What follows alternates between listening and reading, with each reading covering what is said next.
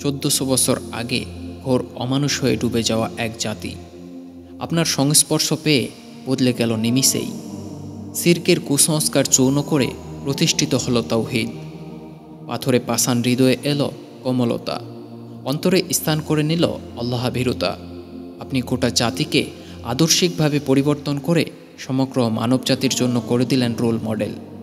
আপনিই তো মানবতার মুক্তির দূত মোহাম্মদ মুস্তাফা সাল্লাল্লাহু আলাইহি ওয়াসাল্লাম। ইয়া রাসূলুল্লাহ, আপনি যখন কুরাইশদের মাঝে সত্য ন্যায়ের দাওয়াত নিয়ে এলেন এবং বললেন, হে আমার সম্প্রদায়, তোমরা আল্লাহর ইবাদত করো, তিনি ব্যতীত তোমাদের কোনো মাবুদ নেই, তখন তারা আপনাকে অবজ্ঞা ও অপমান করার উদ্দেশ্যে হাবশার দিকে সম্বোধন করে ডাকত এবং আপনাকে পথভ্রষ্ট বলে আখ্যা দিত। তারপরেও আপনি দ্বীনের দাওয়াত দেওয়া ছাড়েননি।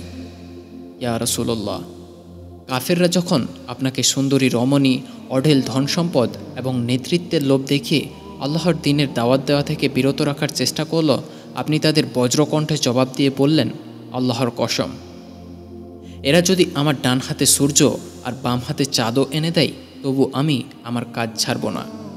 হয় আল্লাহ আমাকে বিজয় দান করবেন, নয়তো এ কাজ করতে করতেই আমার মৃত্যু এসে যাবে। ইয়া রাসূলুল্লাহ, মুশরিকরা আপনার বিরুদ্ধে কতই না ষড়যন্ত্রের জাল বুনেছিল। তারা আপনাকে হত্যার জন্য পরিকল্পনা পর্যন্ত করেছিল। তারা আপনাকে হত্যার জন্য তাদের হাতে তুলে দিতে বনু হাসিম ও বনু মুত্তালিবকে সমাজচ্যুত করে সিয়া বা আবু তালিব উপত্যকায় পাঠিয়ে দেয়। মক্কাবাসীরা তাদের কাছে খাবার বিক্রি করতে অস্বীকার করে, ফলে তারা বাধ্য হয়ে গাছের পাতা ও শিকড় খেয়ে দিন কাটাত। অবস্থা এতটাই শোচনীয় হয় যে ক্ষুধার্ত নারী ও শিশুর কান্না প্রতিধ্বনিত হতে থাকে সেই উপত্যকায়।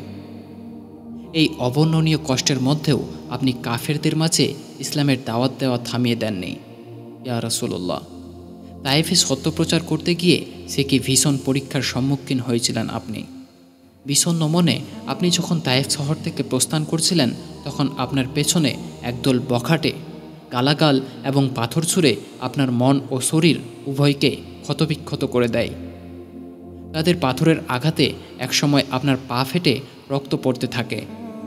আপনাকে বাঁচাতে মাথায় একাধিক আঘাত পেয়ে রক্তাক্ত হন যায়েদ রাদিয়াল্লাহু আনহু। এমন সময় জিবরিল আলাইহি ওয়াসাল্লাম পাহাড়ের ফেরেশতাকে সাথে নিয়ে আপনার কাছে আসলেন এবং তায়েফের লোকেদের দুই পাহাড়ের মাঝে পিষে ফেলার অনুমতি চাইলেন।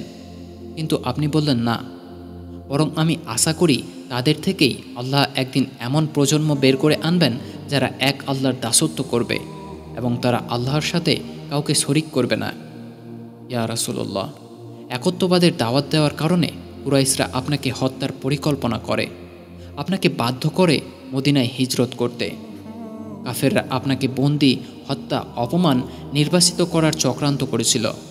তবুও আপনি আপনার মহান দায়িত্ব থেকে বিন্দুমাত্র বিচ্যুত হননি। ইয়া রাসূলুল্লাহ, আল্লাহর দ্বীন ইসলামের জন্য আপনি কতই না কষ্ট সহ্য করেছেন, কতই না আঘাতের সম্মুখীন হয়েছেন। ইয়া রাসূলুল্লাহ, আপনাকে দেখিনি কখনো, কিন্তু পড়েছি আপনার সিরা, জেনেছি আল্লাহর জমিনে ইসলাম প্রতিষ্ঠা করতে গিয়ে আপনি সহ্য করেছেন কী পরিমাণ দুঃসহ যন্ত্রণা। তাই তো আপনার কথা শুনলেই আজও ভেজে ওঠে চক্ষুদয়, রক্তক্ষরণ হয় হৃদয়ে। আমরা আপনার হক কোনোভাবেই আদায় করতে পারিনি ইয়া রাসূলুল্লাহ। আপনার সুন্নত থেকে দূরে সরে গিয়ে ডুবে গিয়েছি ফিতনার অতল গহ্বরে।